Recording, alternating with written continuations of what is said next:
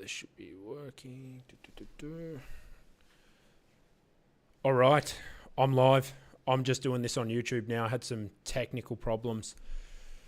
So guys, I'm Ronald Osborne, founder of Ronald Osborne Coaching. I'm a business coach that's actually built things. So I started with building my own telecommunications construction company to the multiple millions of dollars, had 30 employees at its biggest. Today, what I'm going to do is I've compiled a list of questions that a lot of small business owners ask, and I'm just going to start answering them. So if you're an individual, you want to jump onto the chat, let me know. I'm going to move my video down here, but you should be able to see this screen to the left-hand side of me. And what I'm going to do is I'm just going to go through and answer dozens and dozens of questions, like literally hundreds of questions. So if you're a small business owner and you have these questions on your mind, this is the right place to be. Again, I'm Ronald Osborne. So I'll go over to my website, ronaldosborne.org. Go over here. This is who I am. These are some people that I've helped out. This is what I do. So I've helped out dozens of small business, like dozens and dozens and dozens of people improve their organization. Again, you want to learn more about me, just go on to Google. You'll find out. This is not the video. Let's jump into it. So the first thing, I'm going to timestamp all of these as well. So for, where are we at? 1:25. Why most small businesses lose consistency on Instagram and how to fix this without burnout. Now, I'll give you some tips and advice on advertising on Instagram. Is it worth it?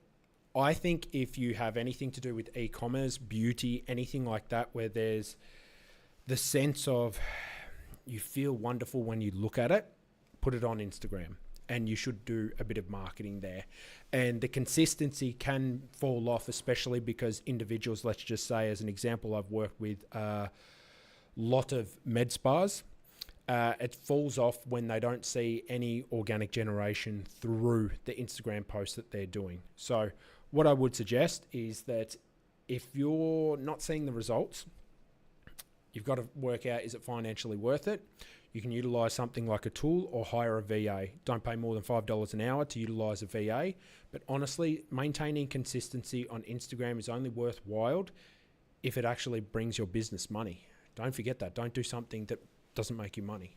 That's why I went away from YouTube for a long, long time. Look back over my videos, you'll see that there's been spaces in it. I can only attribute maybe $10,000 a month in effort gone into YouTube.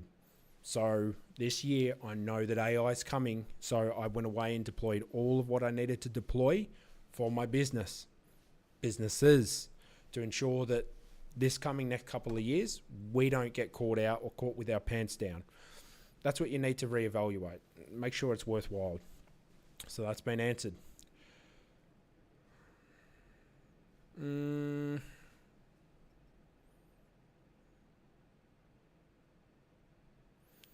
Okay, here's another one. Have you ever lost money?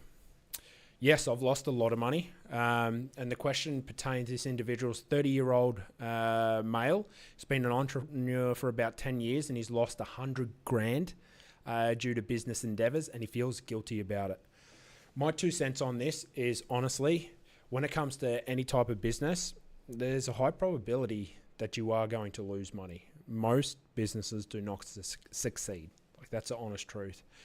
In my honest opinion, from what I see, boots on the ground, I see that there's normally a success rate of probably 40% maximum small businesses. A lot less if you go into the restaurant game, a lot less if you go into like a nightclub game. Any of these things, it just starts to fail a lot more. For my own 2 cents, if you have a roofing company, if you have a company where skills are involved in the business, that's a lot better for you. So again, I would suggest there's like this gentleman here, he's lost over 100 grand. What I would suggest is that he starts to approach things. And if you're one of these individuals that are a little bit more risk averse and you don't like losing money, approach it the same way I do. I always go about things with minimal exposure up front. As an example, working with a new client of mine, does have enough money to get the businesses underway in the space that we're in. However, once reviewing the marketing team's information that's been sent to him, they're charging a lot more than what I'm comfortable with, which means we're going to be paying maybe an extra $5,000 a month in marketing for what? You need to try and sit there and evaluate where you can possibly save money at the start of the business. Don't expose yourself to unnecessary risk just because you believe it's going to be a hit. So yeah, I've lost money too. And I'll answer personally, my biggest loss of money was probably about $127,000, $135,000. I hired a individual that I believed would be able to help me and my organization prosper in the construction side of it, because as my telecommunications company grew, I really thought we would be able to take on a lot more of the civil construction side. And I hired a specific individual to execute on that vision, and he failed miserably, absolutely miserably. And that cost me a lot of money. It cost me a lot of relationships. We'd hired, about 10 additional employees, I think, to execute on all of that. And then it had to come back to, we had to dial it down. I had big vac trucks, excavators, these types of things all ready to go. And unfortunately, we had to shift very, very quickly. And so, yeah, it was about, if you really tally it up in opportunity costs, you'd probably be talking $250,000 realistically. So yes, I've lost and I've had some problems there. Here's another one. So I need help on closing down my C corp. Time stamping. All right, so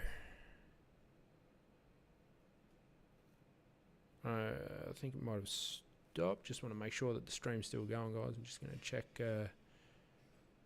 check the video here, make sure I'm still actually live, because I'm getting some errors on my thing.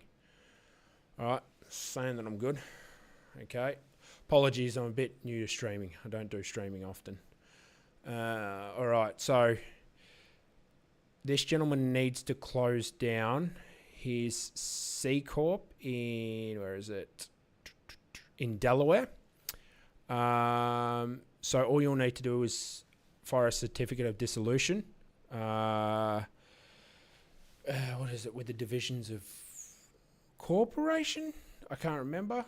And then you need to make sure that you close all your bank accounts, you notify any creditors, anything like this that you would have outstanding. But it's pretty much stock standard from there, mate. Just have a look at the state depending upon where you file it, but it's always just a certificate of dissolution. All right, what do we got? Next one. All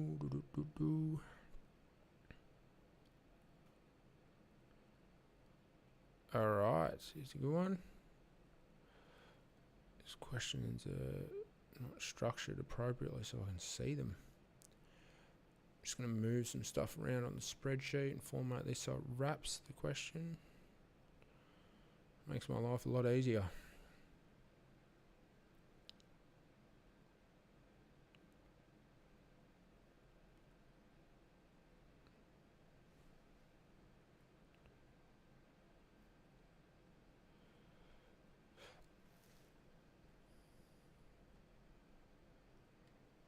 Help with installing a VoIP office phone. Okay, so VoIP phone systems sometimes a massive pain in the ass, to be brutally honest. What I would say there is you want to make sure that you have something like you're looking at a Ring Central, not too bad. What are their names? Nextiva, I think it is. Nextiva, something like that. Not too bad. The thing is, it's like you really, like with the VoIP systems, just make sure, one, you've got solid internet. Like that's the biggest thing. A lot of individuals, they're called IDF panels. When they're connecting throughout the office space, make sure that you've got something that actually interconnects everywhere. Otherwise, you're going to be in a world of hurt. So, you know, again, like I'm not really a VoIP dude, but I do have, I've helped multiple people sort of understand and get through the process of setting this up.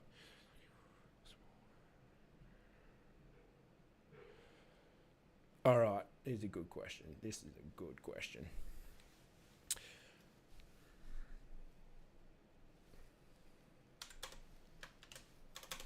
Considering starting a small wedding stationery business, what can I do to tread the waters a bit? Fantastic question. Like, these are the types of questions that are going to be good for me. All right. First thing I would do with treading these waters, look, again, like my initial response, make sure that you start off light.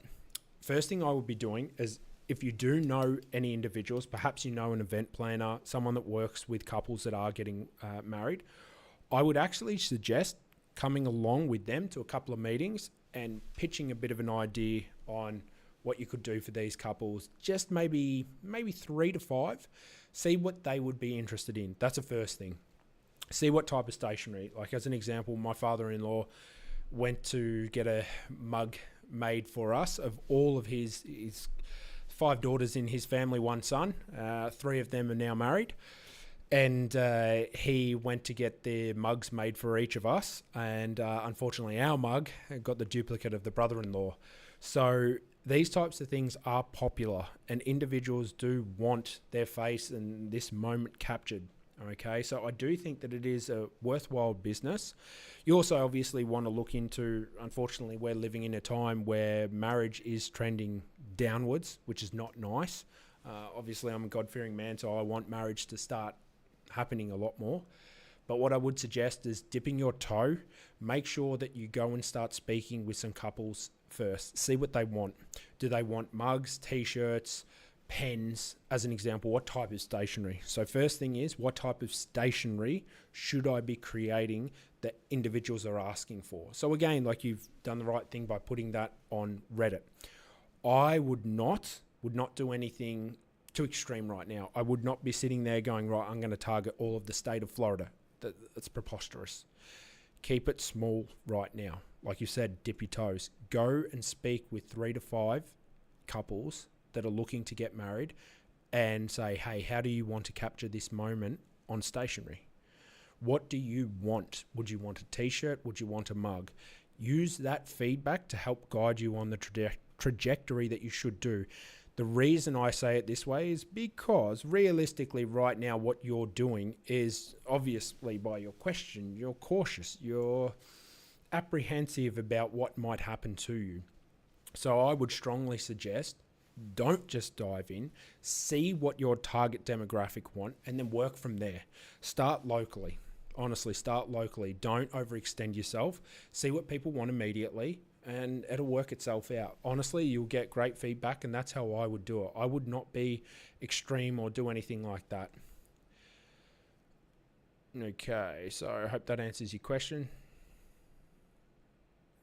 Oh, this is a great question for anyone buying LTDs like myself, because I've been burnt here a lot this last year. I have been absolutely cooked this last year. Okay, so I'm timestamping this because this is a great question. Absolutely great question.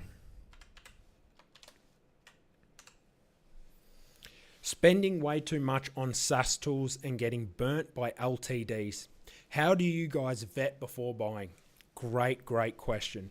Now, if you're like me, I would use AppSumo, these types of things. What is it? Dealify a lot, especially over the last, I would say, 5 years. I've been heavily purchasing on them. I actually had a big problem with AppSumo, and I forget the name of the software. It was one of the ones that they had problems with. What had happened is that these individuals said that AppSumo hasn't paid them, but then AppSumo is showing that they had paid them or that they'd breached their terms, so that of course they can't pay them. Who's right? I don't know. Either one's not really showing proof. So can I trust either one? Who cares? The thing is, I paid $800 for this thing and they reneged. Now, that is on AppSumo to make sure that I'm looked after. Now, I would strongly suggest what you do in this space is you need to look at the reviews, start there, but then start to look at the founders. Because in this space, what a lot of these cheeky buggers do is they set up one tool and then all of a sudden they'll set up another tool and another tool and another tool. And they just churn through the tools, and that's not good. So if you're looking, as an example, you find a founder, let's say his name's Timothy, and you see that Timothy's launching this tool, and you search him on Google and you look for any other tools, because what you'll find too, go to their website, scroll down to the bottom where the footer is, and then have an actual look where you'll see it'll be like this marketing team built by, and it's normally like a collective. It's not the main business for this tool. If it's the main business, they've got an LLC and everything set up, you're actually laughing. That's better. That's what you want to see. But you'll normally see built by, again, like Ronald Osborne coaching as an example. So you click on that and go to their actual website. That's when it's cause for concern, because this is just a sub-project for them, okay? Then look for any other things that they've done in the past. Look for any other ventures that they've done. Because if they've fallen through on that, what's going to happen is you're going to find, oh, okay, I'm trying to avoid purchasing LTDs, and this guy has a history of building a tool and then nothing. Grab You Sign or whatever it was, that was the software I used for about 5 years, 4 years maybe, something like this, to get all of my documents signed, all of my contracts signed. And then all of a sudden one day I've logged onto there and I can't use it anymore. This is what happens. And it's not a good thing. Like, it's not a good thing. It's not a good thing at all. And it's something you want to avoid. So just try to have a look at the founders as best you can. Look at the comments. If you see that the tool is also like no good, you're seeing that a lot of the reviews are saying that it's founders slow to get back. That's a big one. A big dead giveaway. If someone's sitting there and saying, okay, hey, I wrote this question you a week ago and they're on AppSumo and they're not responding, that's a problem. Like, you don't want that. So just have a look at that. But there's some things that I'd be specifically looking at. Like, make sure they should be listed on things like G2, what is it, Capterra, all those things. But again, you're more so looking at what the founder's done over their time period. That's what I say.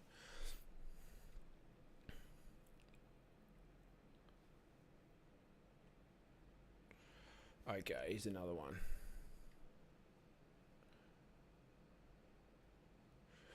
All right, so anyone here ever tried launching an online casino or sportsbook?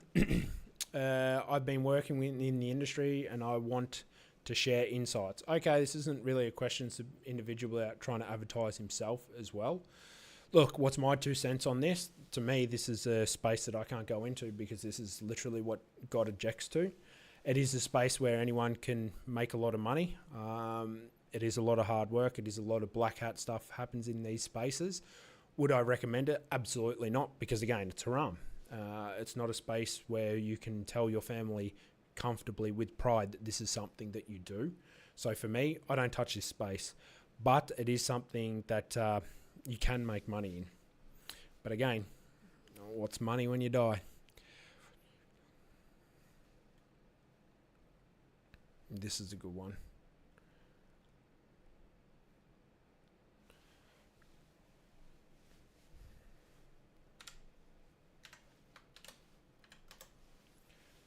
What do you think will be the first real-world job humanoid robots will handle at scale? Anything pertaining to like customer service, gone. I personally used to think that it was going to be like baggage handlers that would be replaced by humanoid robots. Now I just think we're going to pay shopping centers to pack our bags ourselves. I really do think that will happen. I think at scale, where they're really going to become quite effective will be closing the gaps down in the logistics industry. And why do I say that? Because think of a piece of steel as an example that needs to get manufactured and then moved across onto a truck, taken from the truck to a warehouse, put in the warehouse, moved from the warehouse to another truck, then it goes out onto a job site.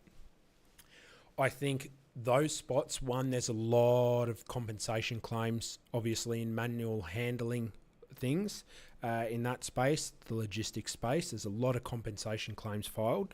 So a lot of people have sucked a lot of money out. And I'm not saying illegitimately, but a lot of money have sucked a lot of money out of those spaces because what they've done is they've actually gone in, injured themselves and gone, I can't work anymore, you've got to pay me compensation, which is fair. I'm not against that at all.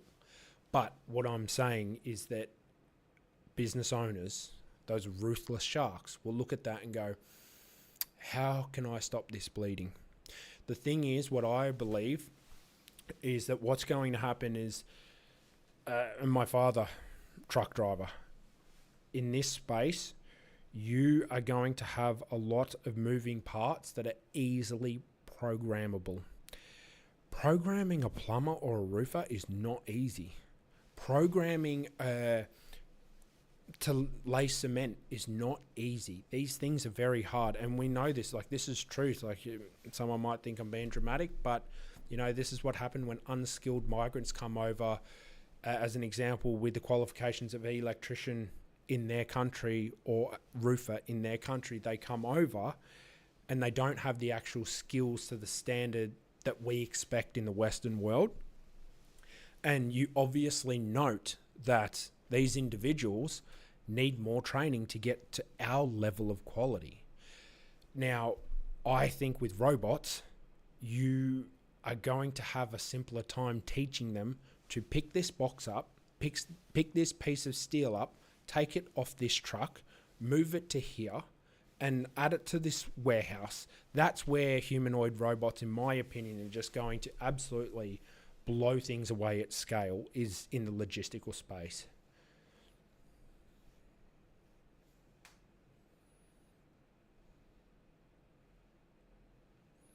Oh, this is a good question.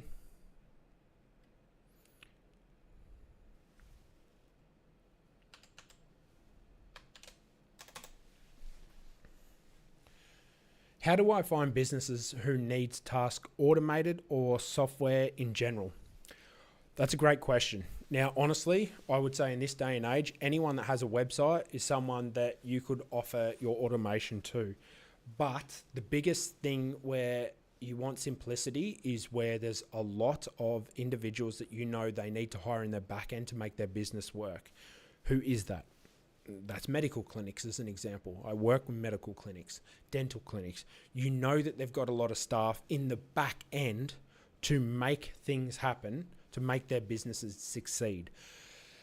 When you're doing this type of infrastructure work, as an example, you're setting up some infrastructure work, you're setting up dental clinics, or you're trying to build software for a dental clinic.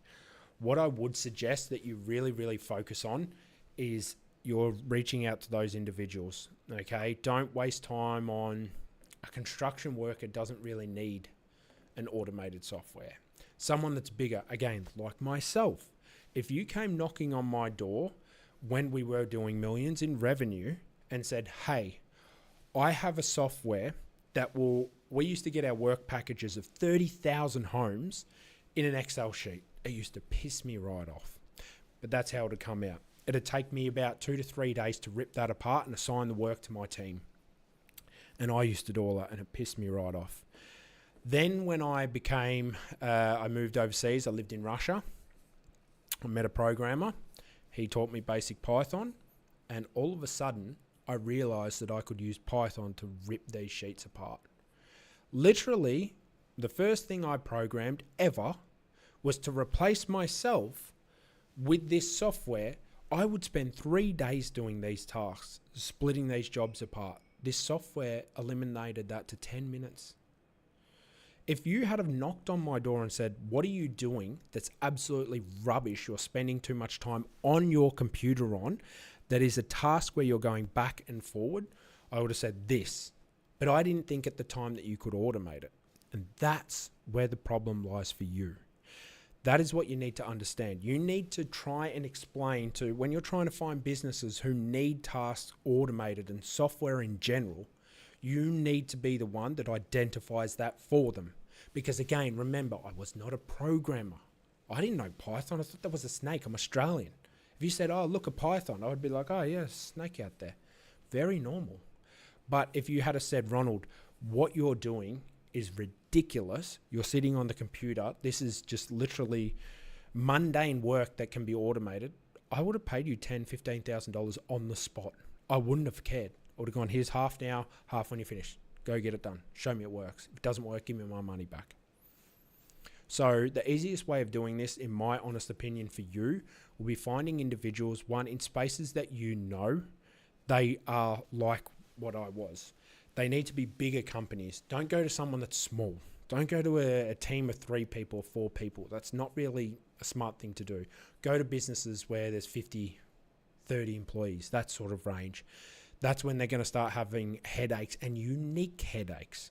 Again, I developed something back when we had Twex going. We had to document all of the work we were doing. Remember, we're connecting 30,000 homes sometimes in these same areas. So we had to document every single home. We built something custom. And again, why did I do that? I didn't do that when I was a small business owner and I had 5 employees, because I didn't need to. I could easily update those documents myself. But once it got bigger, it became more challenging. So you need to focus specifically on individuals. I would honestly say at least 20 employees from there. They're going to have things where they'll be like, shit, if we could have something that you could take a picture of this and it analyzes this and does this and does this, they're more likely going to buy off you. And the thing is too, they have the funds. I was happy to throw $15,000 at this if that's what it cost. But if you had to ask me when I had 5 employees, I would have given you maybe $2,000. That's the difference.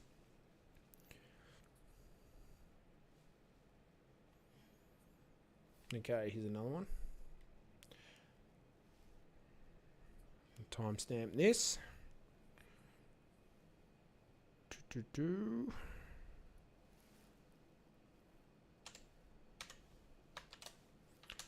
I want to start a business / consulting as a side hustle. Please help. Let's give you some context to this man's questions. I have experience in many fields, but nothing in a specific field. That's not good for you. Is worked in risk compliance, quality assurance, business analytics, pre-sales. Is a junior project manager. He organised a community on the side to watch football matches. He's built some social media pages. He got some social media pages up to 10,000 members. He's very good at structured systems and processes. He went through the Google PM course. Okay, so essentially he's trying to set up a side hustle, and he's trying to understand where this could best suit him.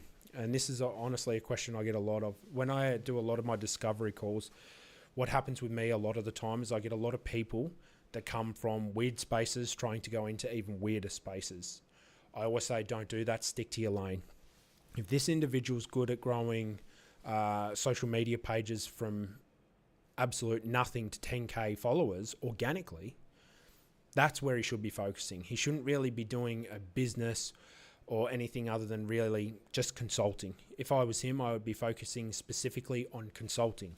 Stick to your lane. When you're looking at starting up something like consulting, like what I do, this is because I built businesses.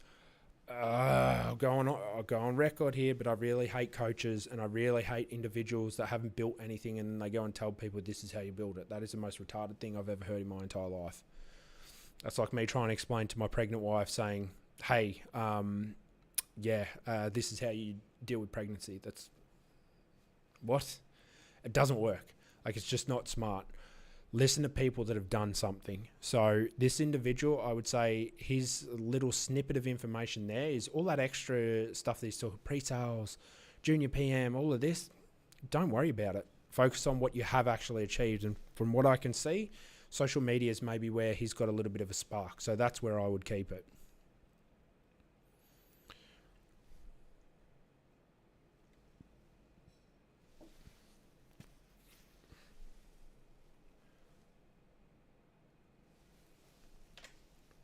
I'm copying these straight out of the Reddit scraper. So if there are any typos, it ain't me. But trust me, I'm not good with the spelling and everything anyway. So we've got an Aussie here. All right, we've got an Aussie here. I want to start my own business at 18. Now, why do I think that's a good and bad idea? The good idea of starting a business at 18 years old in Australia. Let's focus on Australia because I know Australia sucks.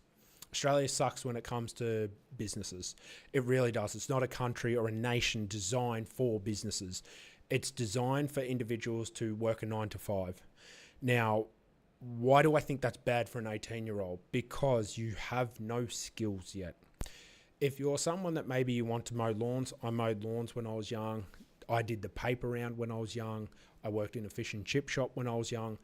That's how I made my money when I was young before joining the military as well. So an individual that's 18 and setting up a business isn't always the brightest idea.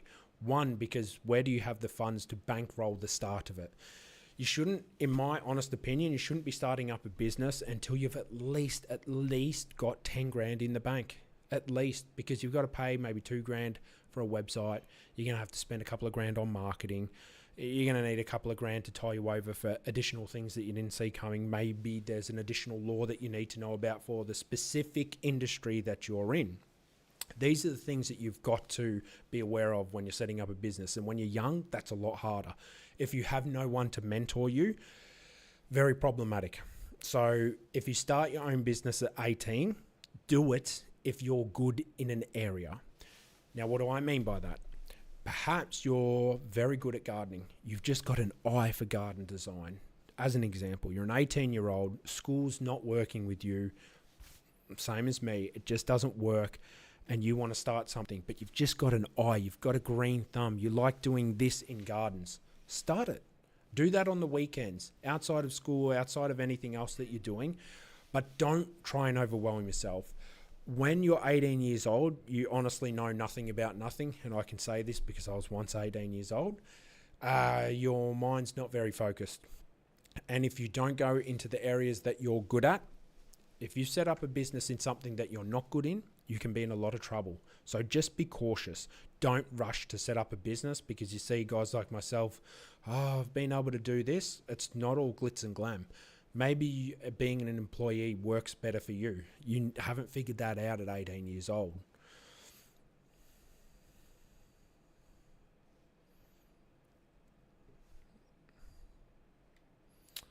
Okay, here's this one. 32, 40. All right, so we've built a SaaS, an e-signature platform, but we're not getting any leads. Bit of context on the question. All right, so hey everyone, we've built an e-signature platform. It's been up for quite some time. It's fully functional, ready for users, and we are not getting clients. We're not getting anyone try it out. Why do you think the reasons behind this could be? Okay, the biggest thing for me is this space is so flooded. It's so flooded, and you're in a space where you're competing against the likes of Google. If I open up a thing right now in Google, I have an e-sign. I run a lot of my business off the Fuse-based systems. This has built-in e-signature stuff. Today, I've just extended a client relationship that I've now had for 5 years. And you know what, Sauce? I use Breeze Docs. That's the system I use. That system was, I think, $49. And I've got that on an LTD forever. And it's very, very easy to use. I used to use GrabSign, as people, if you've watched me this whole way through, I used GrabSign. But GrabSign stopped doing on their LTD. You've got to make it cheaper. Like, be realistic. If I was you and you're not generating sales, go onto Google and find out what your competitors are doing, mate. You have to figure that out. But this space is so watered. It is so watered down right now. So just be careful on overexerting yourself.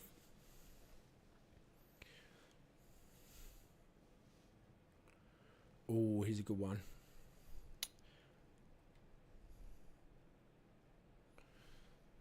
$34.30. Okay.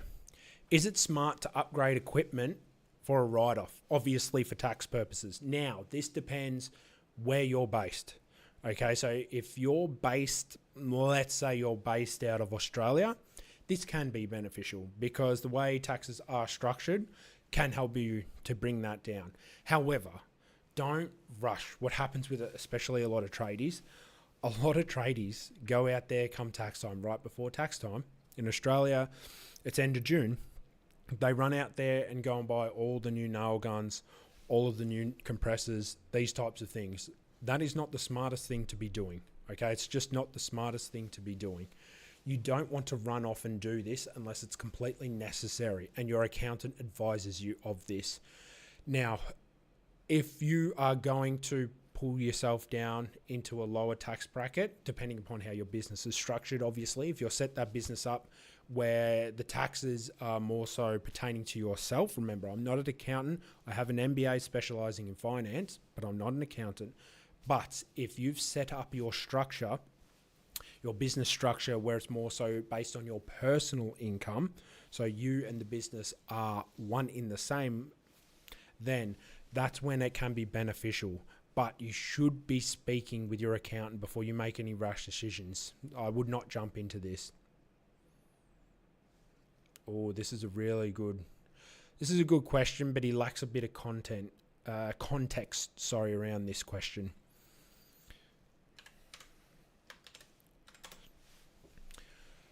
How can I find international clients to export or products? I guess that would be along the lines of export, import products. Now, international logistics relations can be an extremely challenging game. Now, why do I say that? Because it is. It's a pain in the ass. Local laws change from so many different things. So as an example, let's say you're working with a company, maybe you're working with someone in Iran. When something has happened out of Iran, then all of a sudden, all the other Western countries have gone, hey, we're putting the kibosh on you being able to work with these countries. We're putting sanctions on you. These things can be really, really challenging. So when you're trying to find a client, you better look for someone that you know and have a relationship with. The best thing I suggest is get on a plane and go to where you want to find clients. Do not sit there from your office, wherever you may be. If you're in the UAE and you're trying to look for someone in America, you're in America and you're trying to look for someone in the UAE. Get off your ass, go to those countries and start to build the relationships with those people. Now you might be sitting there saying, Ron, that's preposterous. I can't do this. If you want to succeed, you'll do it. It's that simple. What I would suggest you do, go on LinkedIn before you go over there. Find a certain number of people in the space that manage this, specifically managers, and then this is something that you can do. Again, depending upon your product. Let's just say it's a beauty product. You need to find managers that work, as an example, on the import areas for certain beauty products. Find them on LinkedIn, start to build some relationships, say, I will be in this area at this time. Are you going to be around? And do it that way. Warm them up. After a month, you should be able to say, hey, business is bringing me out to where you are. That's the only way I'd suggest it. I don't actually like doing anything other than that if I'm trying to do international relationships. Every single international relationship I've built that's been successful over the years, remember, I've lived in 5 countries, guys. Everything that's worked has been the personal relationships. Especially the more you move away from the Western world, the more it's about the personal relationship. It's the honest truth. It's not the same as having a good YouTube video. It's not the same out in the Middle East. They will not work with you unless they know you, as an example. Same in Russia. This is a bit of a question, bit of a statement, but I'll give my 2 cents on this. I'll give my 2 cents on what were my biggest mistakes and how I'd refix them. So, biggest mistake I made starting my businesses. Now, I would say the biggest failures I've had have been when the businesses have tried to go, they're running, and we've tried to go into a new area. That's when it sucked ass for me. That's the truth. So, as an example, I had my telecom company was my first multi-million-dollar company. This was the one that I had all the errors in. You know, like this was my new baby. I'd never earned $1 million, $2 million. It's just hadn't happened to someone like me before. I'd never been able to do that.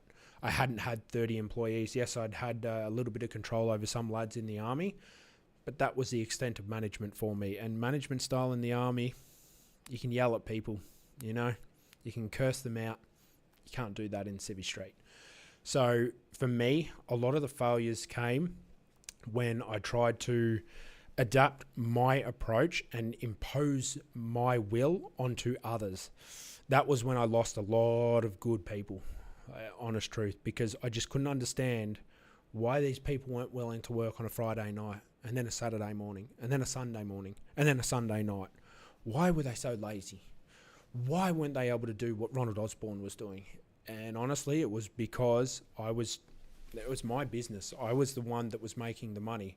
I was the one that was essentially, like a lot of people say, growing their baby when it comes to the businesses. These individuals had no skin in the game, and I made that mistake of trying to impose my will as if they did have skin in the game. That was something that I always look back on as I lost a lot of good people because I was stupid and forced people, tried to put a, as they say, a round peg into a square hole. It just does not work. It just does not work.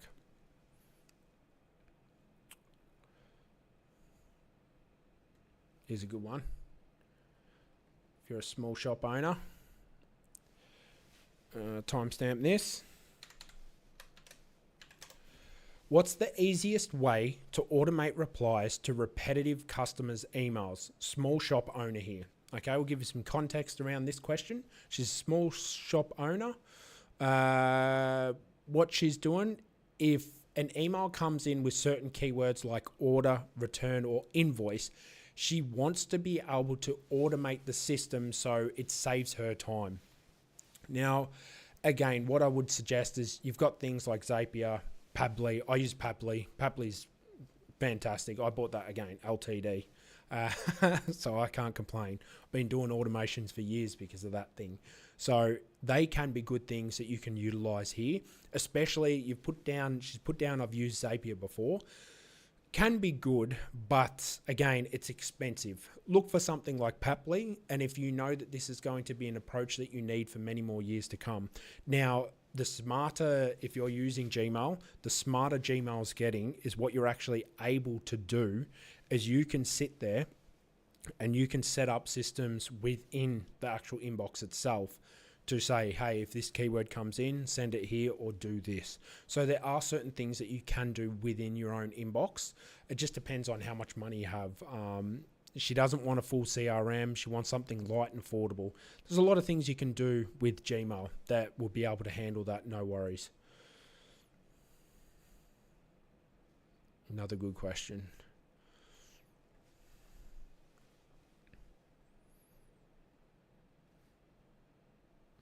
Timestamp it. How local hardware stores keep customers coming back? What small retailers can teach us about loyalty? Okay, so this individual is saying that he was trying to look into how he could actually improve the retention rates of individuals for local shops. Okay, so there, he said that his observation was made around one of his stores that he entered, a lumber store that he entered. They were selling trust, familiarity, convenience, and a kind of experience that make people just happy. Now, when it comes to, as an example, hardware stores, something that you can keep individuals coming back to. Hardware stores have always been, especially to me, as an awesome place to be. Every male loves being in a hardware store. The missus can't wait to get out of it, but a hardware store is something that is just nice to be in if you're a man. The way you can ensure that customer loyalty is everyone keeps coming back to you is, one, in this day and age, you have, I'm Australian, but again, I'll talk to the Australian example. We have things called Bunnings, okay? Bunnings is enormous and everywhere. It's hard to avoid Bunnings nowadays for the mum and pop operation because they just have everything and they have everything a lot cheaper. However, if I were a mum and pop organisation, I would be trying to find one specific area that I could be involved with and just focus on that. Now, as an example, maybe that is having lumber at a cheaper price than Bunnings. That is what I would do. Again, it's not really, this warm, fuzzy feeling you get when you go into their store. Who gives a shit about the warm, fuzzy feeling? The numbers show us that most people are actually going to the bigger stores and dropping the mum and pop operations. So if you are a mum and pop operations and you want to build customer loyalty, give them a reason to be loyal to you. Give them a product that can't be matched elsewhere. That is how you build loyalty. Loyalty is something that's earned. It's not just given. And I think a lot of businesses make this mistake when they try to set up something where they go down the path of setting up programs and setting up all these sort of nonsense ideas about buy this here because we're local and all. That's great. That's fantastic. But why should I buy from your shop even though you are local, but if that takes money out of my pocket that I can spend with my family, that's also local? Because if you are local to me, why can't you also look after me? Loyalty is something that's purchased. I truly look at that. Loyalty is always something that is purchased with effort on both ends. I'm not saying you can buy loyalty. You can go in there with a banknote and give someone and buy loyalty like this. No, what I perceive loyalty as something that is earned. So a shop owner, a hardware store owner, to keep customers loyal, should look after his customers. He should be able to entice them with something like cheaper lumber. Now, if that means getting rid of hammers and nails in the process because they're weighing him down and maybe he's got too much going on in his shop, do it. But try to do something where you can actually keep it a little bit more familiar.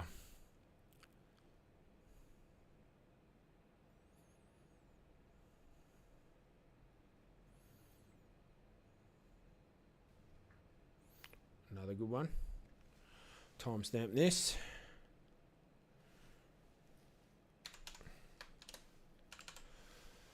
Question for other small business owners. How do you track partial payments or collections for each bill? You go to Ronald Osborne, you get the free cash flow template, and that is where you put this information.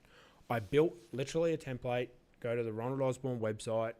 There's going to be a button that says 15 free business checklists. It's literally free. Go over and get that. What that does is it has a tab on it for retentions. So then that way you can track partial payments.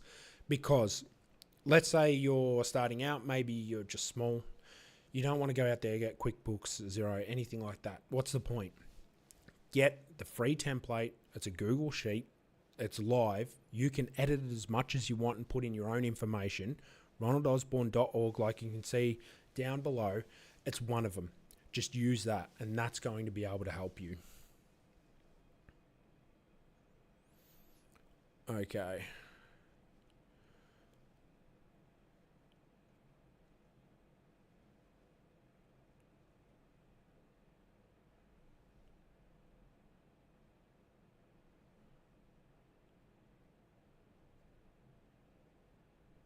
Oh, this is a good one.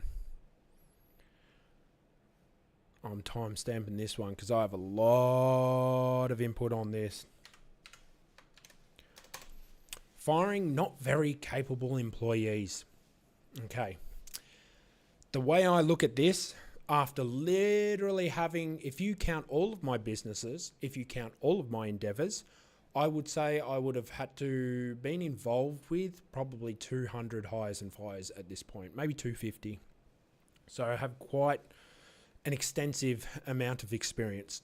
I have experience on hiring individuals as the superintendents, as the supervisors, as the team managers, as remote workers. You name it, I've hired them and I've fired them. When it comes to firing not very capable employees, the biggest thing that you've got to remember is you fucked up hiring them. It's the honest truth. You fucked up. Now, what you need to do when you go through this process again is you need to document where your failures were. It's going to happen. I've done it. The best of the best have done it. You've just got to accept it. And it is a hard process too, because if you meet with these people for a short amount of time, it's very hard to ascertain whether they're good or they're not. It's very challenging. I would suggest in the future what you do is to avoid all of this. You should specifically set up a nice little checklist. And again, I'm building one of these. You'll see this. Go over to my website, ronaldosborne.org. You'll see it down there. There should be a checklist over there for like hiring questions, the generic stuff. But essentially what you want to avoid is you're going to notice a familiar pattern. Pattern recognition is something that can save you and your business, okay? So what you want to do is you want to make sure that with these individuals, you make sure that you're not hiring someone like them again. So you've got to set up appropriate questionnaires. You've got to, I'll give you an example. So it's made prudent and it's not hard to understand. I myself made the stupid decision of hiring an individual that I knew personally into a position that in a space that he worked in, the construction space, because I knew that we were going into the civil construction side, extending my telecommunications infrastructure business. And he cost me cold hard cash $130,000, okay? Because I was stupid. I didn't follow the process and listen to what needed to be done for hiring the right individual. When it came to firing him, it got messy. It got really messy, really messy. Shouting matches on the phone, both of us going at each other on the phone. It just wasn't good. It broke down a friendship, and that was not his fault. It was not my fault. We would just, well, it was my fault, obviously, because I hired him. But it was not my fault as in the sense that I really wanted to help a mate out. And I was wrong. And when you do go outside of the things that are logical and smart for hiring, you expose yourself to situations like I did, okay? So make sure that you have a set structure on what's important to you and your organization. So for me, it's hiring people that are competent. I don't care if they were sitting there going, I need $200,000 a year, Ronald, to work for you. If they were competent and I knew that they were going to help my business, okay, I pay them $200,000 a year. So be it. But they helped my organization. That was where I fucked up. I went away and I did not do what I needed to do. So this is where it can become problematic for you, is if you do not sit there and do what needs to be done and have a strategy on what you must follow for hiring. Now, depending upon the state that you're in, firing individuals can be extremely challenging in some states, not so hard in the others. First thing is you need to note down their failures. Okay, so note down their failures. Let them know you've gone wrong here. You're going wrong consistently here. This is the possible outcomes if you do not rectify those issues. So again, for context, this individual has said they're doing similar work. They ran their own business, but someone has, they've got poor memory and they're very slow on computer-based tasks. This is where you need to speak with that individual and go, listen, unfortunately, you're failing to execute on what you need to show them their job role that you're hired with. I needed you to execute on X, Y, and Z, and you're only doing X right now. This is what's happening to the business. We're losing money here because you're not doing Y and Z. And what's going to happen if you don't start to improve this, then from there, I'm going to have to let you go. You've got to give them a couple of examples. Now, the other thing I would suggest to you too before firing them is make sure you do a little bit of self-reflection and ensure that it's not your own failures that are causing this to happen. Because if you are, as a business owner, you are not adequately providing them with the training or the support that they need at the start, that's on you, not on them. And honestly, I see both situations a lot.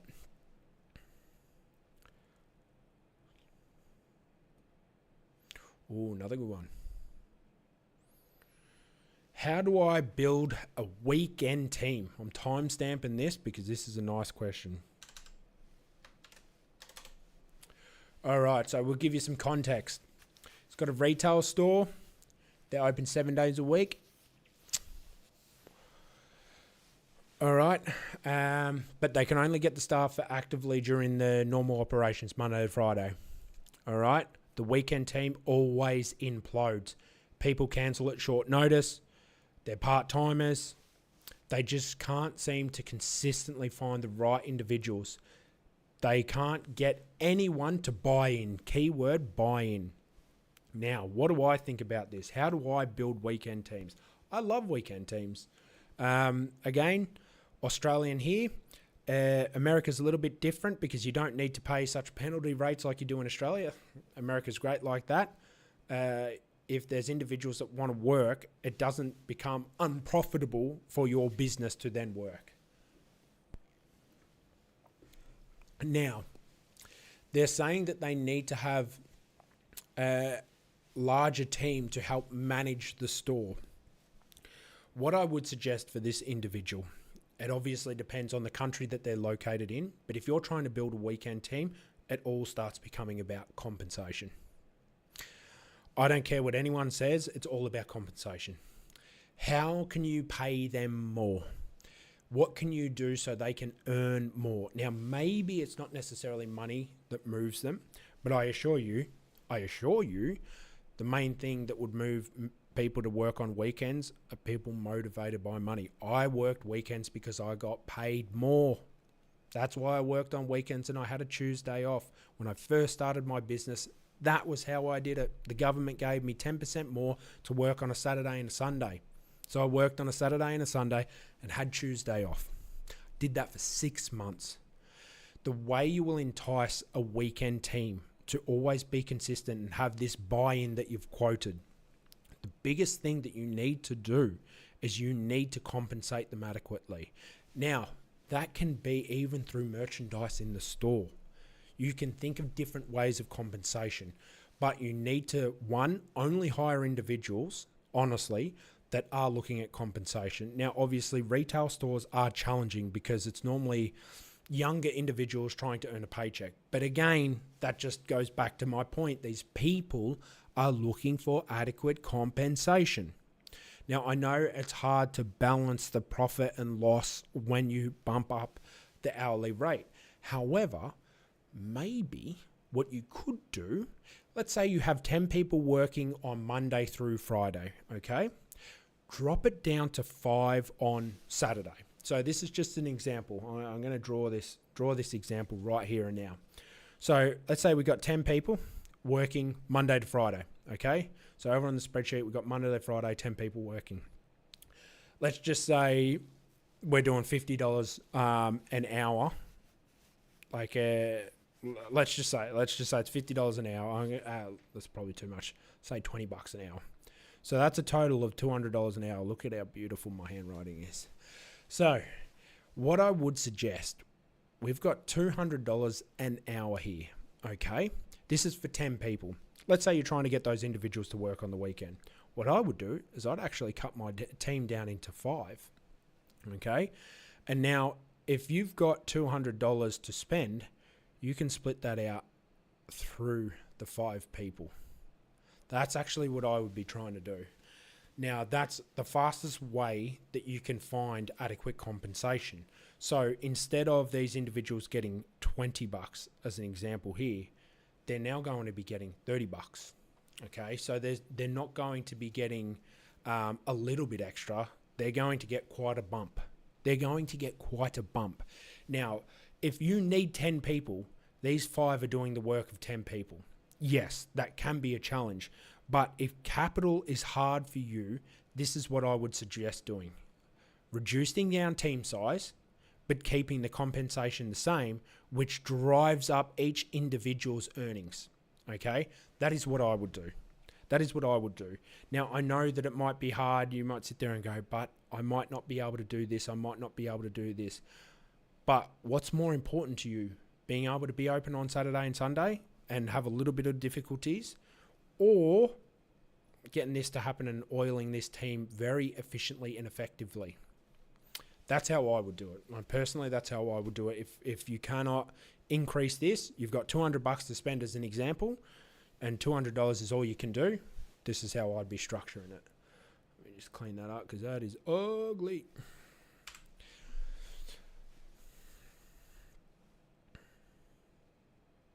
Here's a nice little basic question.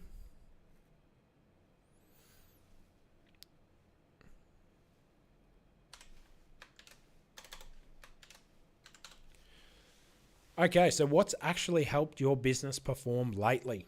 All right, I'm going to tell you in all of the areas that I'm in. First thing, consulting. AI. AI has been fantastic for me. I'm actually a little bit nervous in the next probably 10 years, I reckon, 5 years, probably sooner. There is going to be no need for consultants at all. But in saying that, once there's no need for consultants, then there'll be no need for anything else. So then we'll all just be chilling and fishing and having a good time. So playing cricket, tennis, golf, whatever it may be. But I do think AI has been the biggest help to me and across all of my organizations. I have a landscaping business, roofing, electrical, plumbing, all of these areas. AI has just been so immensely powerful in helping our marketing, in helping our customer retention, in helping us clear the fluff of nonsense and everything else. It's been fantastic, absolutely fantastic. So AI has definitely been the thing that's helped bring a lot of performance. Where I have seen for everyday, let's say construction industry, where I've seen things help, definitely spending money on marketing. Organic is not performing as it used to. Like, look at me, I'm doing organic. How many people have viewed this video? What is it, like 25? I've been standing here for an hour. But if I put $1,000 into this, how many people would have seen this video? A lot more. So paid is definitely something that's helping businesses perform a lot more. So that's something that's definitely working.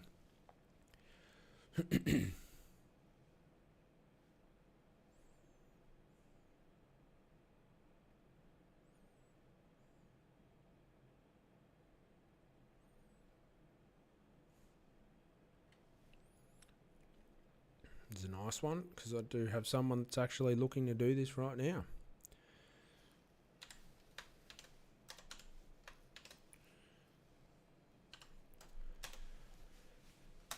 Have you ever been interested in buying a small business? Yes. And I work with a lot of people that actually look to acquire companies and attorneys that do MMAs, mergers and acquisitions. The good and bad thing about purchasing small businesses, I'll give you some context, it's already something that's established. So you can buy credibility. Buying credibility is sometimes the best thing you can possibly do. Me, myself, as an example, if I tried to be a business coach without building Twex, my first business, and then building that and building all of my friends' companies and helping other people just randomly, and now consulting as I do with people watching this video, it wouldn't have worked. They'd be like, who's this nutter?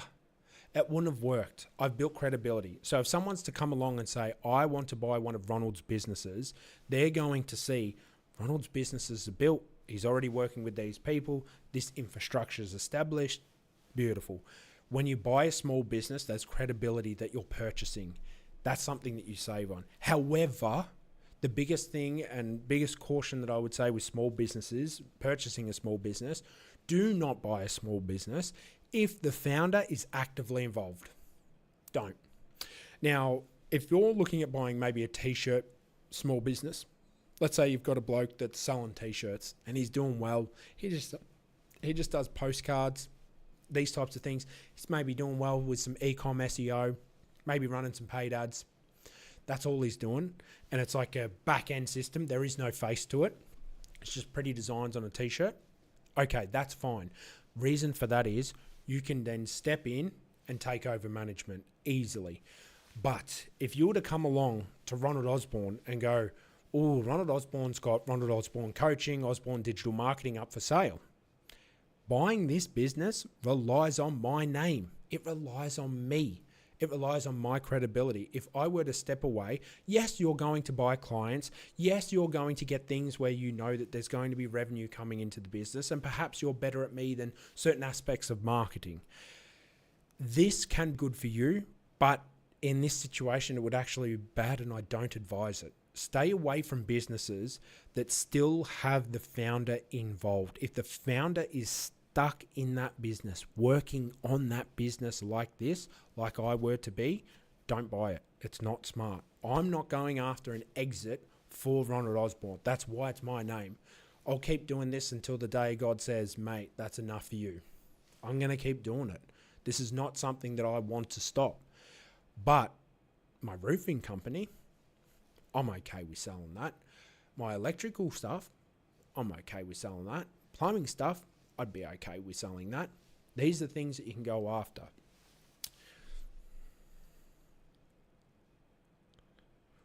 Ooh, here we go. This is a nice one. How to go from a pipe dream to a business. All right. So, give you some context. This individual started a software agency because he had the vision of building a software that would help other businesses. He wants to be financially independent, and he wants to be able to work behind a computer. But his real dream is to build something else, okay? His main problem that he is having right now is that he's got what I call, and everyone else calls, is the golden handcuffs. He's got something that's kind of working. He's generating $8,000 a month with his revenue. It's not bad if you're working behind a computer and you're in a cheaper part of the world. That's actually quite good. You know, realistically, 50% of that he's going to be able to pay himself. That's comfortable. That's not bad. So he's stuck right now. He is stuck. And he's sitting there saying that's not where he wants to be, but it's not bad. He's trying to expand a different business idea. He's just feeling drained. He's feeling like he's worked incredibly hard, and yet everyone else is making money except him. Okay? He's posted here before, and someone else told me my business was a pipe dream. You know, how do I get unstuck? I really believe in this. Now, I'll be brutally honest. How long should you stick at something that's failing for? Give it 2 years, maximum. 2 years. If you've given it everything, if you can honestly sit down, do a bit of meditation and sit there and say, listen, I worked my ass off on this for 2 years and it's not achieved anything. Okay, move on. That's it. Like, it's just not your time. And this is a true story, when I was very young, maybe like 13 years old, sunglasses. I told my mother that I wanted to patent the idea for a software that would show you, you'd put a picture of yourself and you drag the sunglasses over to your eyes, literally what's out now from Google. And I have this all documented as well, way back when I was younger. I think it was like 13 years old, maybe 12 years old. The thing is, it's like, that is a great idea, but it's something that wasn't really relevant at the time and didn't really work, and it just wasn't possible. Could I have pursued it? Could the family have filed the $10,000 for the patent idea? Yeah, we could have. But sometimes things just aren't meant to be. If you've given a lot of effort at this pipe dream and it's not turned into a business yet, I would not give up on it until you can honestly say, I've thrown the kitchen sink at it. But after that, you need to let it go. Sometimes we're just not meant to do these things. God has his plan for us all, so sometimes we're just not meant to do these things.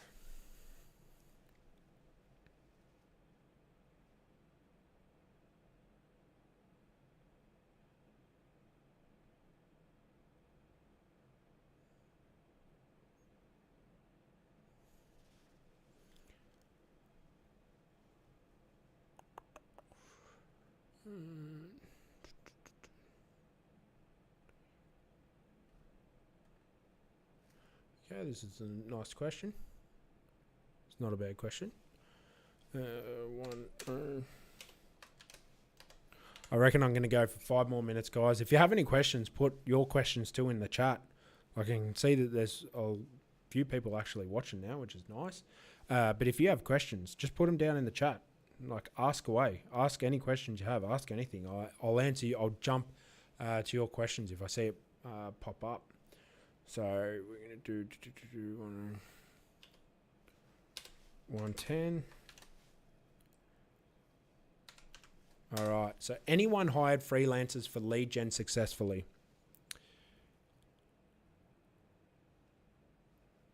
I'll get to your question, mate, in a minute. I'll answer this one and then I'll jump straight into it. So has anyone hired freelancers for lead gen successfully? Yes and no. For my own 2 cents, yes and no.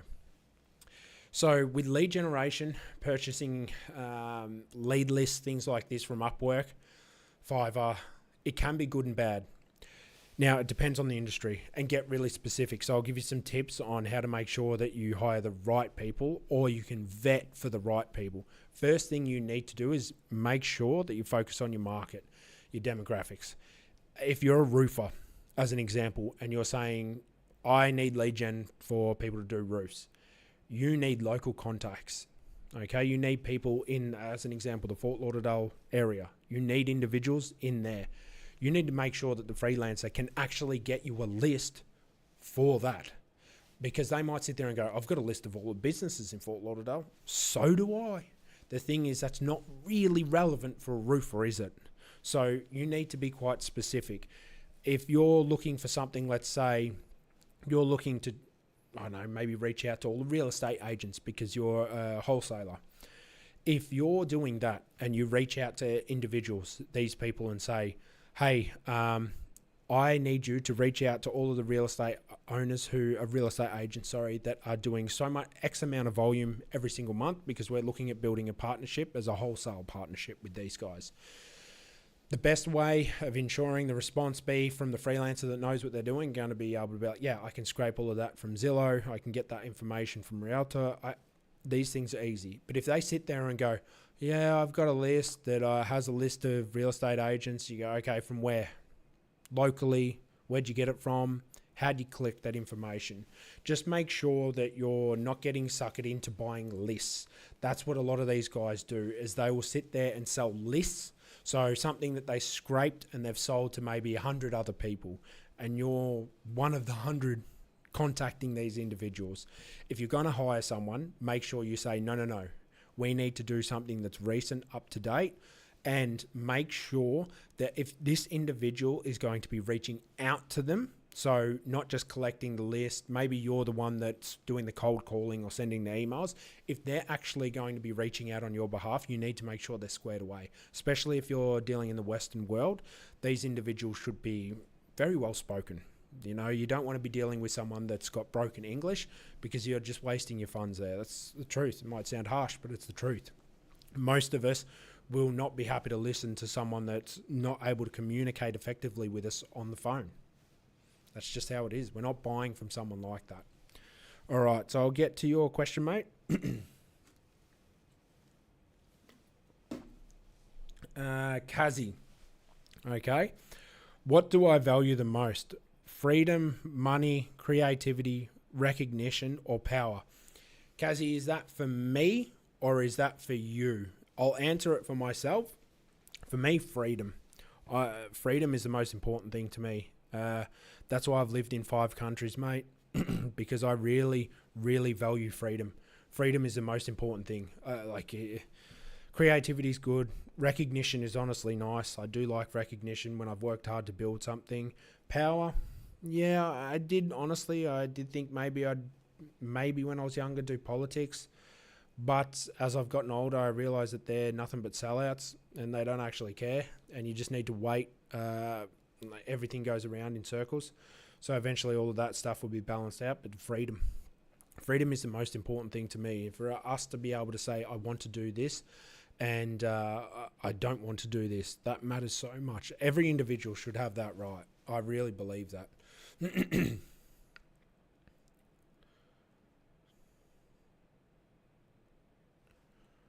This is a good question.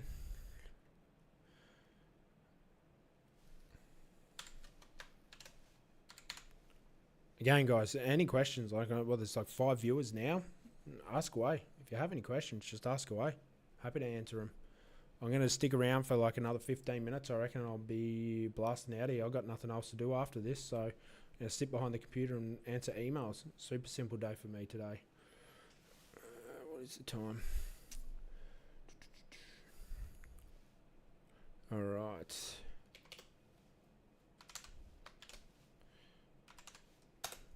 Okay, this is a good one. This is a good question.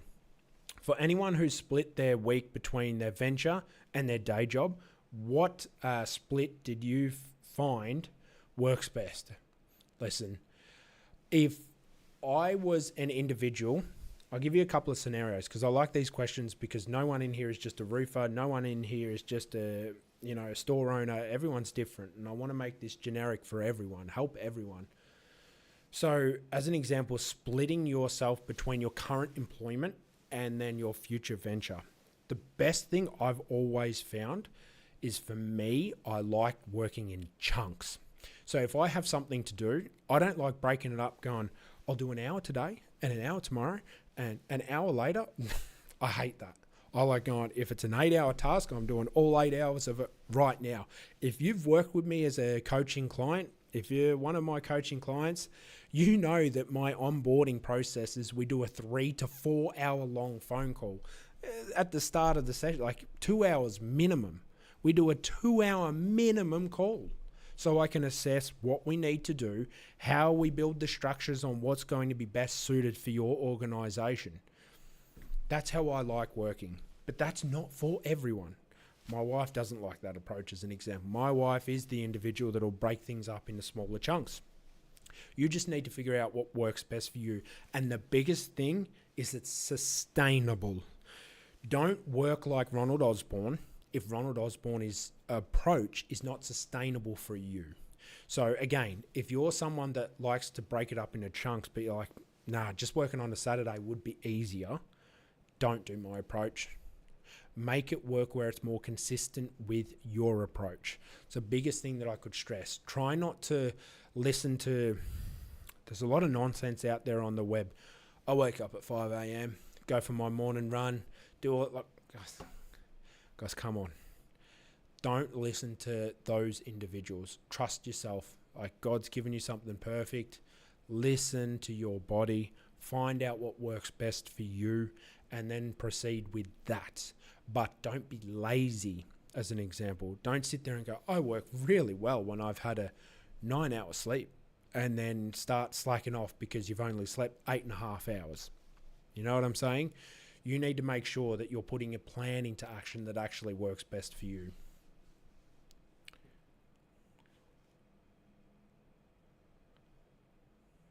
Oh, that's a good one.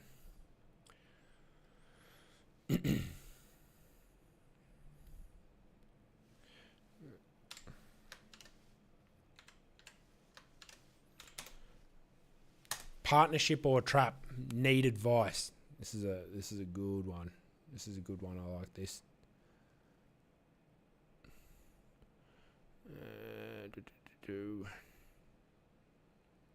Okay, so let's look at some context. All right, so founded a startup in the consumer space. Recently, InfoEdge reached out to us and discussing our company. Okay, so what's happening is there's some possible synergies between this organization that they've set up, and they've got some VCs that are actually reaching out to them and saying, listen, we would be looking at possibly buying a part of your company to help you further your venture. What's my 2 cents on this? My 2 cents on partnerships, that they can honestly be fantastic things and terrible things. Ask some people about marriage. They'll say it's the best thing they've ever done with their life. They've got beautiful children. And then you ask some other blokes and they'll be like, don't get married, brother. It just depends. It honestly does. If you're an individual that likes working with other people, partnerships can be for you, but you need to be someone that's comfortable giving up control. If you are not someone comfortable giving up control, do not do partnerships. Or if you do a partnership and you're not comfortable giving up control, you need to have in your partnership agreements a structure around the default on whose opinion or idea will be your fallback, what you would do in this scenario. That must be written. I can't stress that enough.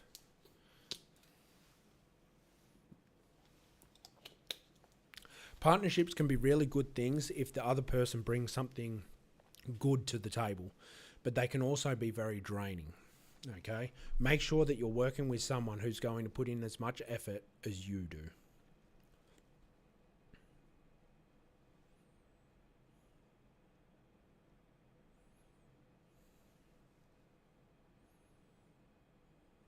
Here's a good one. It's a bit based on me. Finding a mentor. How? Context.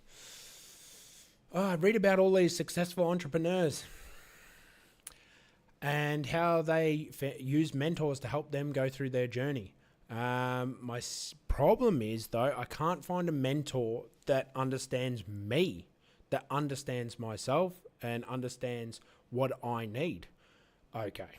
Okay, background as a male, he's 20, UK, running Amazon, FBA business, wants to build bigger and better things. Now, this individual, okay, when you're trying to find a mentor, the biggest thing I say is make sure you find someone that's legitimate. Make sure you find someone that's actually built what you want to achieve. Again, if you're looking at building $100 million company, please don't, I'm not that guy. I've never built a $100 million company. I don't know what it's like to sit there and be involved. As an example, if we compile all of the businesses that I'm a part of, we're probably talking right now, maybe 6 million a year annually. So if you want to work with someone that can have influence and understands 6 million in revenue a year, I'm your guy. If you want to do $1 million, I'm your guy.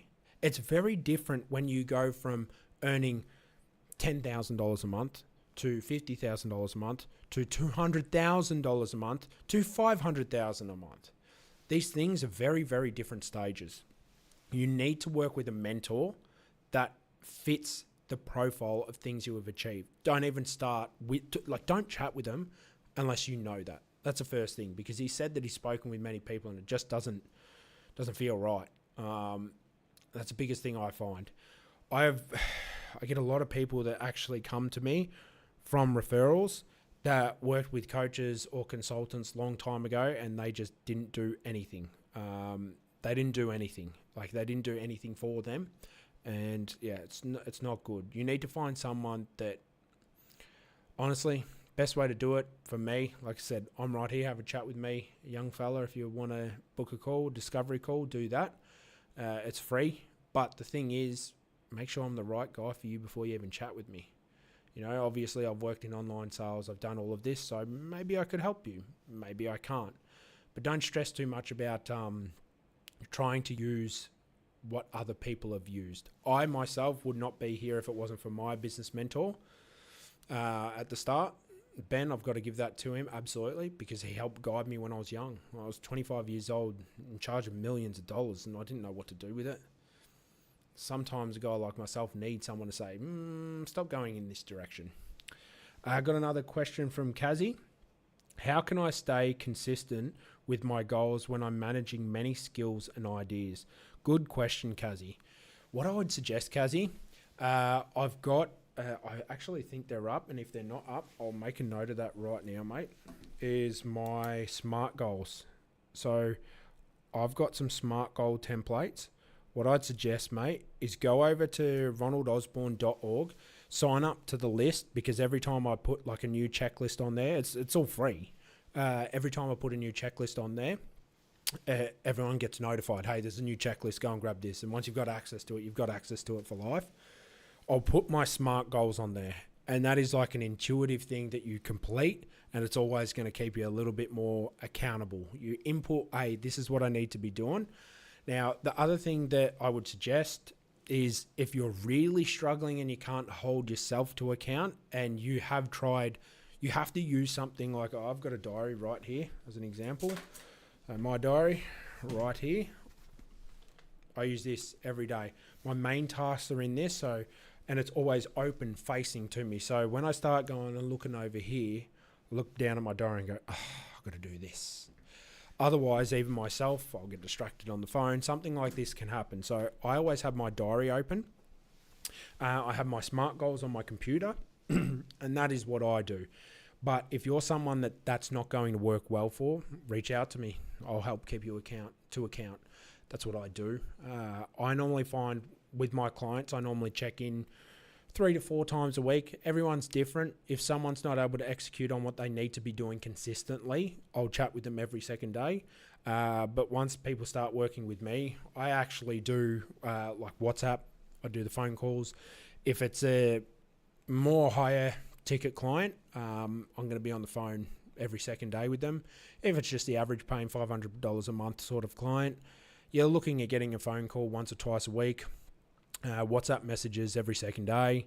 We're meeting bi-weekly normally for that sort of price range, $500 a month. That's typically what I do. But those are individuals that I'm helping build or manage multi-million-dollar companies. So $500 a month is quite insignificant to them. I hope that answers your question. Again, guys, like I'm seeing a lot more people on here. Like, jump on, ask me questions. Ask me questions. I love answering questions. It's something I really, really enjoy doing. Answering questions.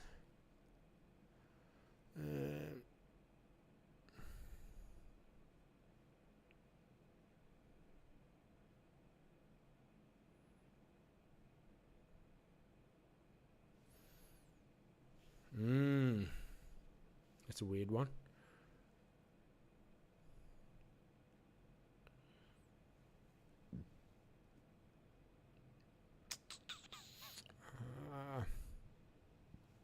I'm not saying that. I might just skip a little bit ahead and get some freelancer questions in here. Oh, this is another good one. I like family business questions. I really like these because these can be the source of a lot of pain or a lot of satisfaction. It just depends on where you are in the story and how you want to go about it. Okay, so need advice. I might be the a-hole, but I have no interest in continuing my family's business, nor do I have interest nor do I have the interest to start my own. How do I open up? Okay, this is like actually surprisingly common. You know, you get the first generation, they build it, the second generation go, not doing it, don't want to be involved in it. And that happens quite often, especially like with the plumbers, attorneys, a big one. You know, the fathers have built something and they're like, yeah, my son's an attorney. And you chat with their son, he's like, I hate being an attorney. I really hate it. This happens. So in this scenario, what I'd be suggesting is honestly, you just have to speak with your family. Now, what I find works best when you're involved in a family business, they're depending on you on maintaining the company. There's a couple of things that can hurt them. Now, perhaps it's your mother and father. They know if they hand you the business, they've built something that has a client book. So reoccurring revenue is high. Maybe they're already doing a couple of $100,000 a year. They're thinking, right, you're going to be able to give a certain amount of dollars to them every single month as an example because you're running the business. So what you typically want to do in these scenarios, if they want you to take over because of a financial reason, you need to tell them sooner rather than later. And I would suggest if finances are the main reason they want you to take over, like the situation I just gave the example to, you've got to help them sell the company, structure it and work and build it so it can be sold. So if you do that, that's going to help them a lot more. And then they're not going to give a shit. They're not going to care. So you're going to be able to sit there and go, okay, mum and dad, I know you want me to hang on to this company because you're planning on getting $5,000 a month from this because of past relationships you've built and ventures you've had. But what I'm going to do is I'm not going to do this. I want to go and do something different with my life. There's nothing wrong with that. So you can sit there and then try and structure the business so it can be sold. And now the good thing is too, if it is a financial reason, you get to relax a little bit more, knowing that the likelihood that this can be sold to someone for that client book is good. Because if they're thinking about the finances of it, that means that there's reoccurring revenue, and reoccurring revenue is something that's always positive for people that buy businesses. Okay. The second thing is, perhaps they're looking at you taking over the business for purposes of just inheritance. They just want you to have the business because they started it. This is where you've just got to be strong and tell them, no, I don't want to do this. There's nothing wrong with that. There's honestly nothing wrong. Some people love it, some people don't. My father always wanted me to go in and drive trucks. I don't like trucks. I don't like trucks. I like having, I think they're cool, but it's not a career. I love traveling. I love road tripping, but I would not like to be a truck driver. It's just not me. I love doing this. I love answering questions and helping people like this. This is fun for me. This is not like challenging. I enjoy it. So when it's those types of things, I would just really, you've got to be strong and just tell them no. Don't sit there and do something that you don't want to do. You'll just cause problem for your own family. Ooh, here's a nice life question. I'll give my 2 cents on this, and we'll see what everyone else thinks. Let me know what you think. Do you think what's your answer to this question I've just put up on the screen? What do you think about that one? Tell me. I want to know. I want to know in the comments, in the chat. Let me know, guys. Just talk. Randomly talk about successes, failures. I want to see them all. It'd be swell.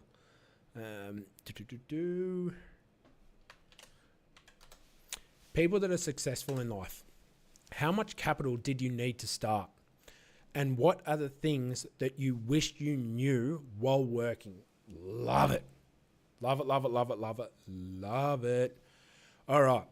I'll start with me. Now,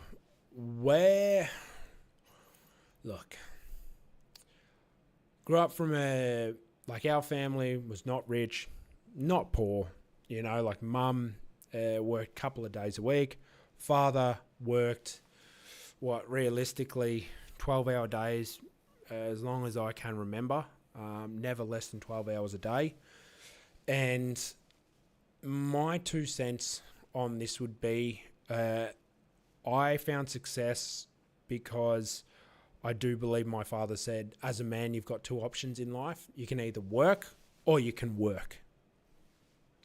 So I always had that instinctual nature to be like, because I'm a man, I've got to work. That's how it is. God created me this way. So be it. So when I was young, I did the paper round. And I happily bought the first TV we had with a remote control in the house. So that was sick because we used to have the old turn dial. It sucked. I hated it when friends would come over and it's just like, it would change the turn dial. It was awesome. And that was like my first little success. So I realized it's like, wait a minute, if you do something, you can get something out of it. And I think that that's where a lot of people in this day and age are falling behind. We go through so much of a carved out path, people start forgetting to do their own thing. Now, I'm not saying that you screw conformity. What I'm saying is that in this day and age, everyone's sitting there thinking that they need to go and do this and go and do that and go and do this to be happy, to be fulfilled. And it's just not the case. It's just not the case. Do what makes you happy and what's realistic. Now, do I want to work every single day? Absolutely not. Who would want to do that? I want to play golf. I want to play cricket. I want to play squash. I want to go to the gym. Why would I want to be in front of these computers all the time?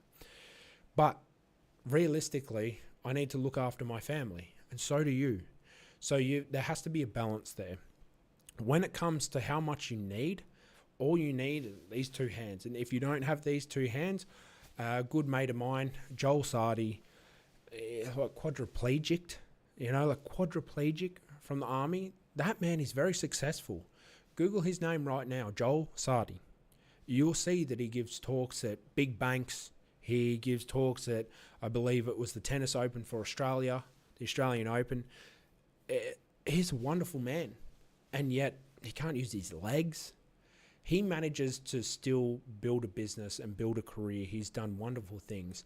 And I think as long as you've got a bit of heart, you can go forward. Capital is not something that is required. It's really not. If I was to sit there and say how I went about it was I saved money. I saved money at the start. I then bought the tools that I could. I then bought the vehicle that I could. I never liked going into debt for things. Even when I had I think it was like 14 small vehicles. I think it was like we had 5 trucks or whatever it was. As an example, this is when I had vehicles. Like 14 vehicles. And I think 3 of them we had through finance. It used to piss my accountant right off. But I don't like debt. Debt's haram. I don't like it. So these are the things where it just all depends on you. I really think that people in these day and age are focusing too much on, I need to have money, I need to have this to be successful, which is not true. But I'm not going to be a boomer and sit here and say, just pull yourself up by your bootstraps. It's easy. It's not easy. It's hard nowadays. It really is. It's just how it is. But I don't think the focus on capital is not something that's realistic. I don't think that that's there, because I think if you have the heart, you'll find a way. You'll truly find a way. And I honestly believe that every single individual that I've seen be successful, can include myself, we were faced with obstacles that money didn't solve. And what do you do when you come up against those obstacles? This success fails when you can't buy that and overcome that. So, Kazi, I'll come back to your question. How can I shift from earning through time to earning through systems or assets? Good question. Look, earning through time or earning through assets, it depends where you are on the Richter scale there, my friend. If you're an individual that can go out there and start buying assets right now. Now, what I would suggest is starting small. You've got to start small. Businesses are the things that will and can, not will, but can grow your wealth like you wouldn't believe. If you're an employee, let's be realistic. The time scale of going to earning $200,000 a year, you're talking about a career, possibly 10 to 15 years in a certain space. And with the advent of AI right on the heels, I would honestly say those things aren't realistic. But with a business, it can be a lot quicker. So I would honestly say once you start earning a certain amount of revenue where you can cover what you're living, I'll be honest, I love $5,000 a month. $5,000 a month is where I'm happy. If I can't live on $5,000 a month, I'm nervous. I'd be like, this place is not good. That's the thing. I don't like when you're not able to live on $5,000 a month. And if you can live on just something like that, you can set up something like that, all of the rest of your money gets to be put back in assets, gold, silver, buying other businesses, investing in your own businesses. These are things that can really, really help you. So I hope that makes sense. So yeah, good question though, brother. I like your questions. They're awesome, Kazi. Good questions.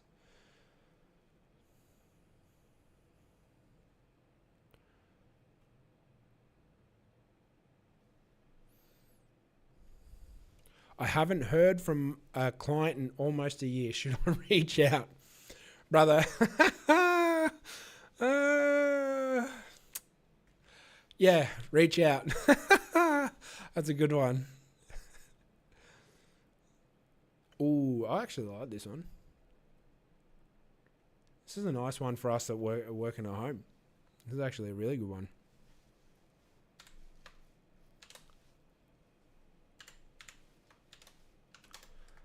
As someone who works from home, how do you socialize or meet new people, make friends? Yeah, this can be, honestly, you've got to do sports. You've got to do something outside. You can't, like for me, it's going to the masjid as an example. I'm very fortunate where I live. Like the mosque is very, very close. So like I get a walk out of my house and hey presto, I'm in there.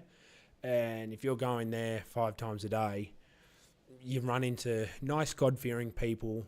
But if you're not forcing yourself outside of the home, it sucks. Honestly, this can be a very soul-sucking thing. It's good for the first... I find everyone succeed really well the first 6 months, and they start to go, this sucks. I can't talk with anyone. I can't communicate with anyone. So for me, I always make an effort of getting out of the home. Again, as a God-fearing man, I'm trying to go out and pray to God 5 times a day, as we should.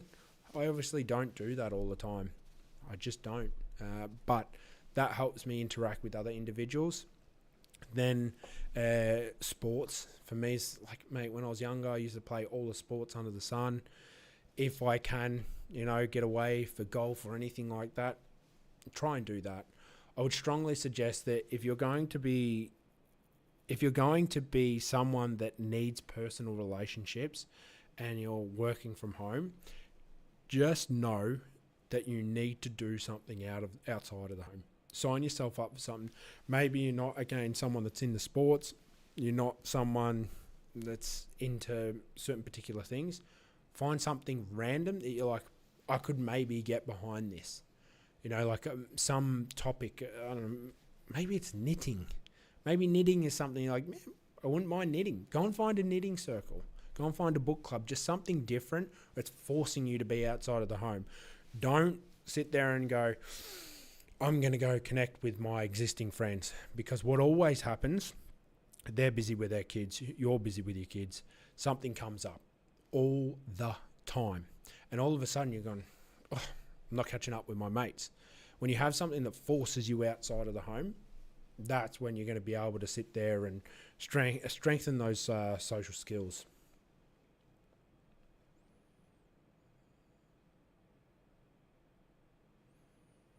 This is an interesting one. How to offer design services to your clients without being a designer. Okay, so this is a web developer. I'll give you some context. This is a web dev. He wants to be able to also upsell like logos, social graphics, things like this outside of his skills. Look, that's really, really simple. To be honest, it's really, really simple. If he's got someone that can execute on that work, that's fine.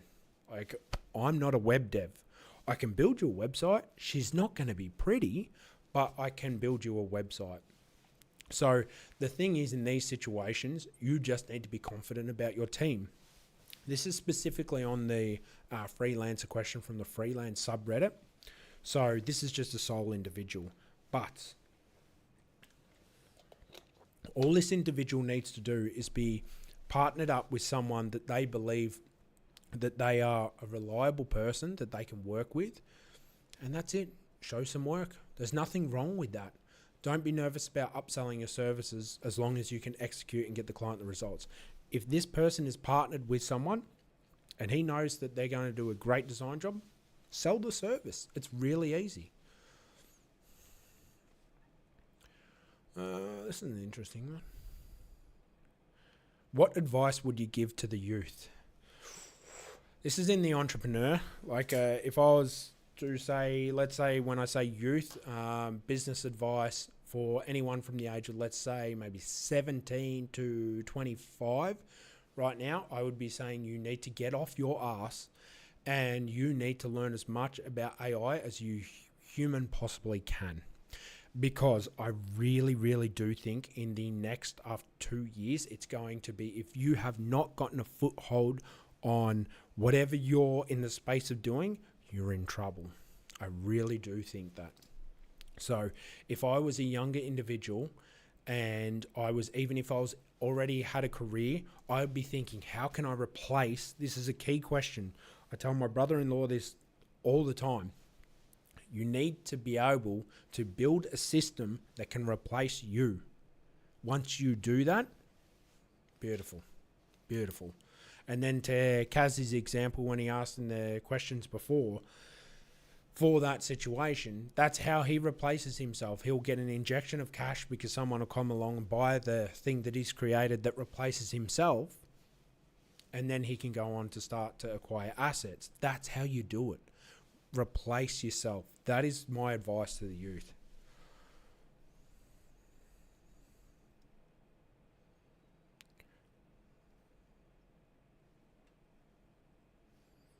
Okay, here's a good question. This is a good one about training staff or hiring new people. So this is actually, I like these ones.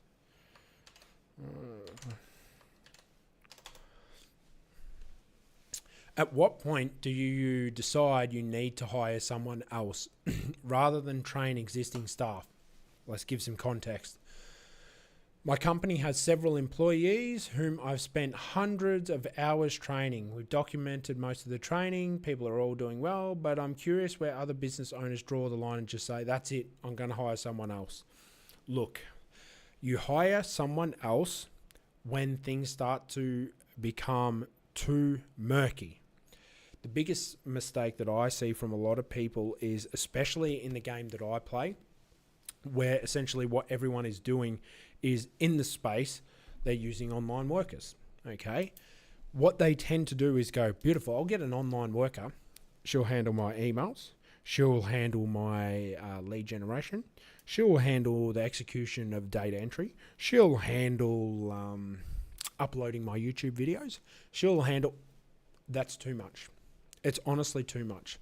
What I typically find, and I'll speak from my experience because this is most of my team now, is virtual. Like for me directly, not obviously the employees executing on the actual work out there.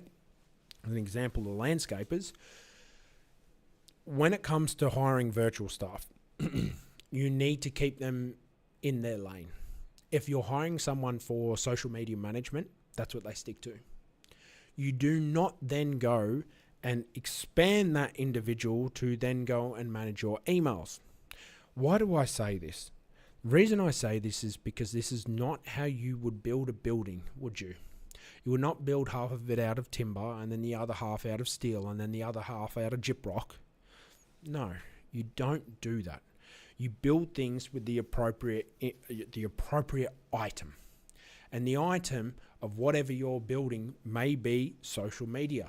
You may be needing someone to do your social media accounts. Hire someone for that role. If you sit down and you should write 3 bullet points, this is what I say all the time, 3 bullet points of what we're hiring the person for.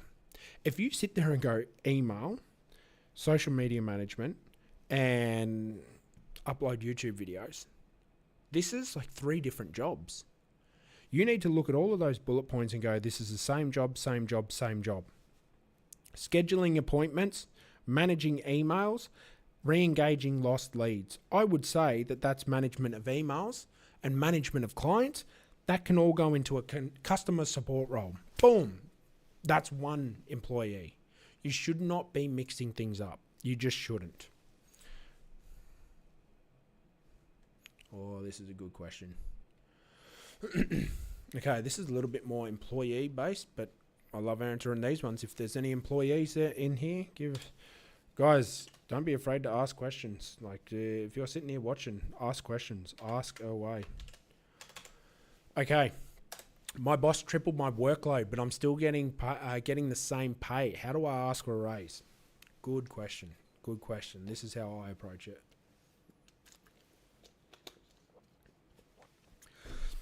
First thing is, you got 2 ways. You can either be quite stern in what you want to do.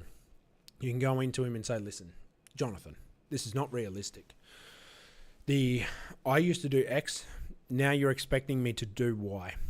With my current time constraints and the projects that I need to deliver on successfully, might I add you, I'm not going to be able to achieve with this rate of compensation because it drains me too much, yada, yada, yada. Okay? You can go down that way. And you can be front on with them. Something that you need to be cautious of is some business owners triple the workload of employees for purposes of wanting you to quit. So that's something you need to be aware of. If maybe they've tripled your workload and they're trying to get you to quit, that can be something that they're trying to do. But the best way I would do, let's say you're a young guy, young woman, whatever it may be. if you're sitting there and you're going, right, I like this job, I've got a good job, but I've just been handled too much, which happens in a lot of organizations, you march into their office and you say exactly, hey, I've just been given this amount of work. Someone with this amount of work would be looking at this type of position. You don't need to allude to finances. Let's say, you're a junior manager, maybe a senior manager is the amount of workload that you're now handling. You can say a senior manager would handle the workload I'm doing as a junior manager. There's the implication in just that wording structure that a senior manager, okay? Everyone knows that a senior manager is paid more than a junior manager. What you should then follow up with is, how do I ensure that in X amount of time, 3 months' time, I would say no more than a quarter if they've dropped this on you, in a quarter's time, how do I ensure that I am a senior manager with senior management compensation? And they're going to just let them speak. And if they say that that's not a possibility, then you've got two options. You can say, well, why am I doing the work of a senior manager then? Or you can just take it and just shut up and go back to your desk. I personally would be stronger on it, because what your objective is to try and determine an absolute structure of, right, this is the work of a senior manager. What do I need to do to be able to actually get compensated as a senior manager would? And you let them fulfill the structure. You let them sit there and say, okay, right here, you need to do this, this, and this. All right. So you need to be earning this much for the business. You need to be executing on this many projects. Like your KPIs need to be here. You need to have that documented. If you have that documented, that's going to be something that you can then go out there and work towards. If you work towards that, that's going to be awesome for your business. That's going to be awesome for you, sorry. I reckon I'm going to answer like one more. Ooh, a chargeback. Yeah, this is a good one.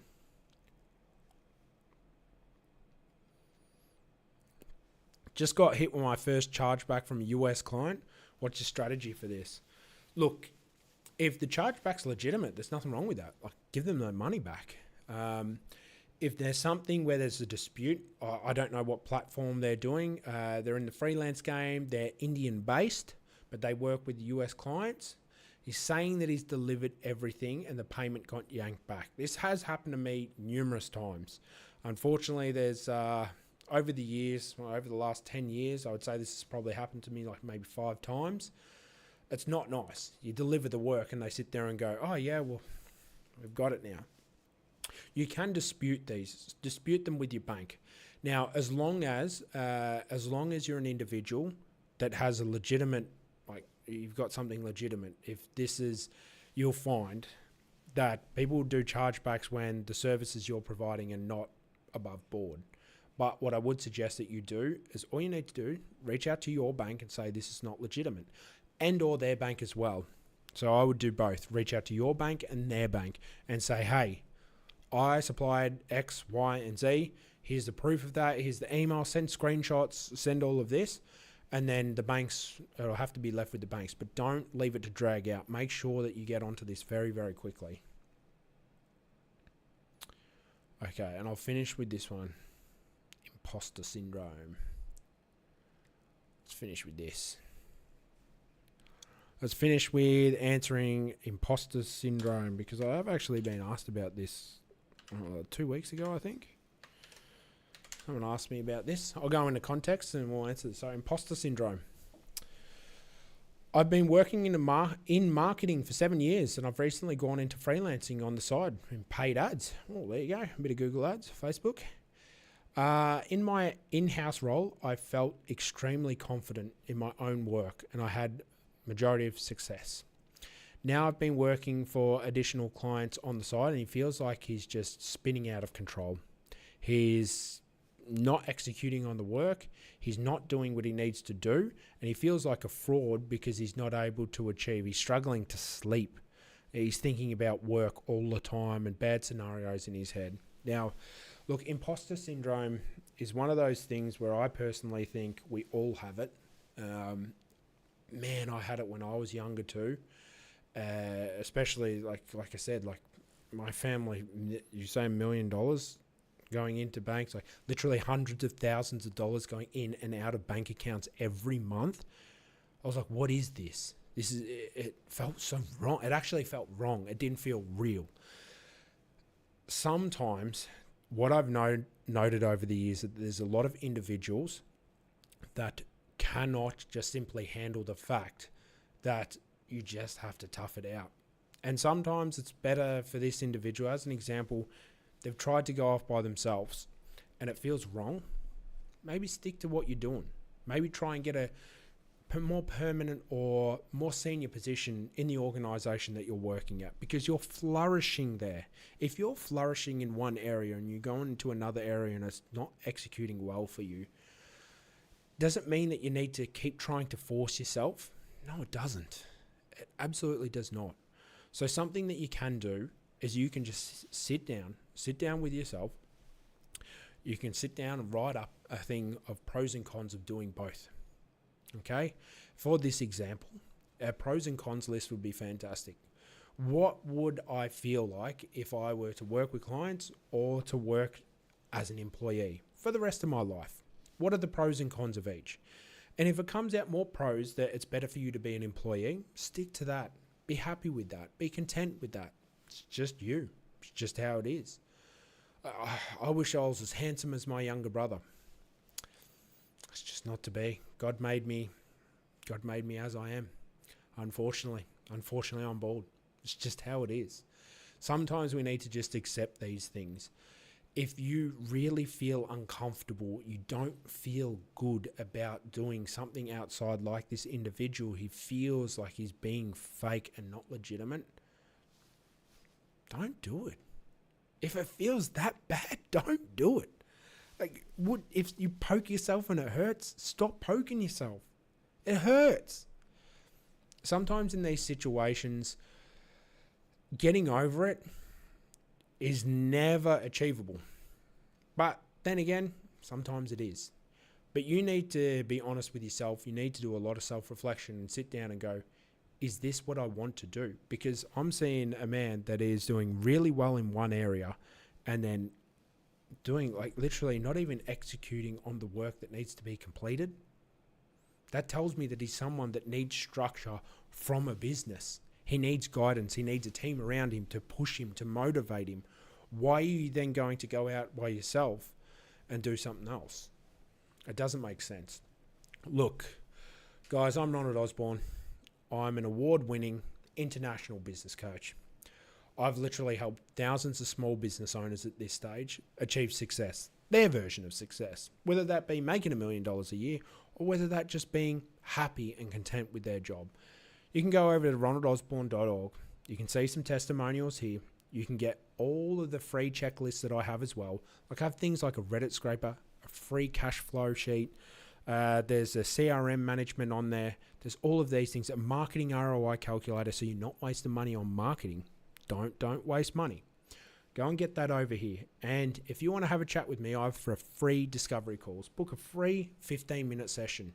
And let's talk about what your version of success is. And you want to work today with a guy that's actually grown his own businesses and still growing his own businesses, book a session and we'll have a chat. Thanks for joining me today, guys.